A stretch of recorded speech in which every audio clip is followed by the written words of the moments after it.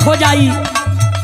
विशेष में हम अपने यादव भैया लोगन के चिरौरी करतानी, निहोरा करतानी, रिक्वेस्ट विनती करतानी कि जहिया आप लोग साथे हो जाइबा केहू सामने ना पड़ी। कहना बा